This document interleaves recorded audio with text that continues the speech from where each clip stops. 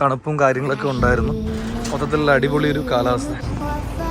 TVM bus വന്നു, നമുക്ക് ഈ ബസ്സിൽ കയറാം.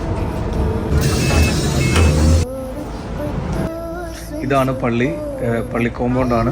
ഏകദേശം ഇവിടെ സമയം 7 മണിയായിട്ടേ ഉള്ളൂ. നിസ്കാരം 8:30 നോമ്പ് തുറ.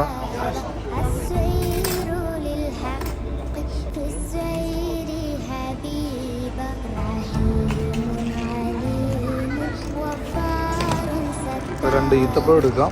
അത് കഴിഞ്ഞ് നിസ്കാരം കഴിഞ്ഞിട്ടാണ് അങ്ങനെ നോമ്പൊക്കെ തുറന്ന് നിസ്കാരം കഴിഞ്ഞ് ഞങ്ങളിത് ഇഫ്താർ കഴിക്കാൻ വേണ്ടി ഞങ്ങൾ താഴോട്ട് വന്നു. പള്ളിയുടെ താഴെയാണ് ഇഫ്താർ. ഓൾറെഡി നമുക്ക് ഇഫ്താർ പഴമുണ്ട്, അതുപോലെ തന്നെ സൂപ്പുണ്ട്. നമുക്ക് എന്താണ് ഫുഡ് നോക്കാം.